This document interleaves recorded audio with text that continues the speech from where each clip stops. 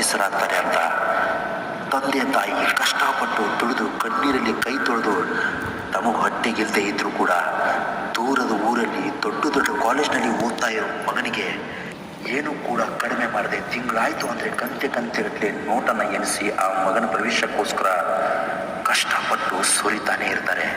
College fees, ಆ ಹುಡುಗನ ಖರ್ಚು ವೆಚ್ಚ, ಅವನ ಊಟ ತಿಂಡಿ, ಕೊನೆಗೆ ಆ ಹುಡುಗ ಹಾಕುವಂಥ ಚಪ್ಪಲಿಗೂ ಕೂಡ ತನ್ನ ತಂದೆ ತಾಯಿ ಕಷ್ಟಪಟ್ಟು ದುಡಿದೇ ಹಣ ಕಳಿಸ್ಬೇಕು. ಆದರೆ ಹುಡುಗ ಸಿಟಿಲಿ ಏನು ಮಾಡ್ತಾ ಇದ್ದಾನೆ ಅಂದರೆ 4 ಜನರ ಸ್ನೇಹಿತರ ಗುಂಪನ್ನು ಕಟ್ಕೊಂಡು ಸಿಗರೇಟು ಪಬ್ಬು ಬಾರು ಅಂತ ಟೈಮ್ ವೇಸ್ಟ್ ಮಾಡ್ತಾ ಹುಡುಗಿಯರ ಜೊತೆ ಸಹವಾಸ ಮಾಡ್ತಾ ಅವನಿಗಿಂತ ಅಮೂಲ್ಯವಾದ ಸಮಯವನ್ನು ಅವನು ಪ್ರತಿದಿನ ವ್ಯರ್ಥ ಮಾಡ್ತಾನೆ ಇರ್ತಾನೆ. ಡಿಯರ್ ಫ್ರೆಂಡ್ಸ್, ಈ ಗುಂಪಿನಲ್ಲಿ ನೀವೆಷ್ಟೋ ಜನ ಇದ್ದೀರಾ ಅಂತ ನನಗೆ ಗೊತ್ತು. ಆದರೆ ಜೀವನ ಅಂದರೆ ಇದಲ್ಲ. ಜೀವನ ಅಂದರೆ ಏನು ಗೊತ್ತಾ? ತನ್ನವರಿಗಾಗಿ ಯಾರು ಕಷ್ಟಪಡ್ತಾ ಇರ್ತಾರೋ ಅವರ ಹೆಸರನ್ನು ಉಳಿಸ್ಬೇಕು. ಅದೇ ಜೀವನ. ಅದೇ ನೀವು ಹೆತ್ತ ತಂದೆ ತಾಯಿಗೆ ಕೊಡುವಂತಹ ಗೌರವ. ಗೆಳೆಯ, ಇನ್ನೂ ಸಮಯ ಮೀರಿಲ್ಲ. ನಿನ್ನ ತಂದೆ ತಾಯಿ ನಿನಗೋಸ್ಕರ ಕಾಯ್ತಾ ಇದ್ದಾರೆ. ನೀನು ಬರ್ತೀಯ ಅಂತ ನಿನಗೋಸ್ಕರ ಕಣ್ಣೀರಲ್ಲಿ ಕೈ ತೊಳಿತಾ ಇದ್ದಾರೆ. ನನ್ನ ಮಗ ದೊಡ್ಡ ಆಫೀಸರ್ ಆಗ್ತಾನೆ ಅಂತ ಕಂಡವ್ರ ಮುಂದೆ ನಿನ್ನ ಬಗ್ಗೆ ಜಂಬ ಕೊಚ್ಕೊಂಡು ಪ್ರತಿದಿನ ಕಾಯ್ತಾ ಇದ್ದಾರೆ. ಅವ್ರ ಆಸೆಯನ್ನು ಮಣ್ಣು ಪಾಲು ಮಾಡಬೇಡ. ಅವ್ರು ಯಾವತ್ತೂ ಕೂಡ ನಿನಗೆ ದೇವ್ರೆ. ಅವ್ರ ಆಶೀರ್ವಾದ ನಿನಗೆ ಯಾವತ್ತೂ ಕೂಡ ಇದ್ದೇ ಇರುತ್ತೆ. ಹೊರಡು. ಸಾಧ್ಯವೇ ಇಲ್ಲ ಅಂದ್ಕೊಂಡ್ರೆ ನೀನೇನು ಸಾಧಿಸೋದಕ್ಕಾಗಲ್ಲ.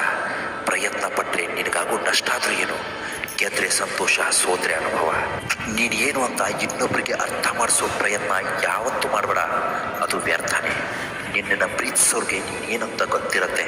ನಿನ್ನ ಜೀವನದಲ್ಲಿ ಕಳೆದು ಹೋದ ಒಳ್ಳೆಯ ಸಮಯ ನೆನಪಾಗಿ ಉಳಿದಿರುತ್ತೆ. ಕಳೆದು ಹೋದ ಕೆಟ್ಟ ಸಮಯ ಬದುಕಿನಲ್ಲಿ ಪಾಠವಾಗಿ ಉಳಿಯುತ್ತೆ.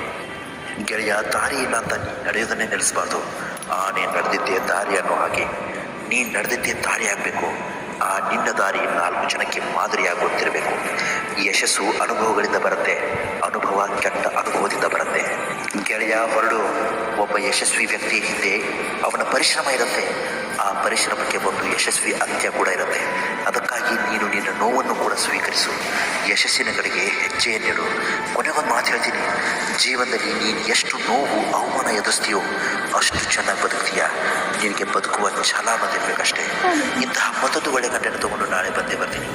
ಚಾನಲ್ ಒಂದು ವೇಳೆ ನೀವು ಸಬ್ಸ್ಕ್ರೈಬ್ ಮಾಡಿಲ್ಲ ಅಂದರೆ ದಯವಿಟ್ಟು ಸಬ್ಸ್ಕ್ರೈಬ್ ಮಾಡ್ಕೊಳ್ಳಿ. ನಮಸ್ಕಾರ, ಎಲ್ಲರಿಗೂ ಒಳ್ಳೆಯದಾಗಲಿ.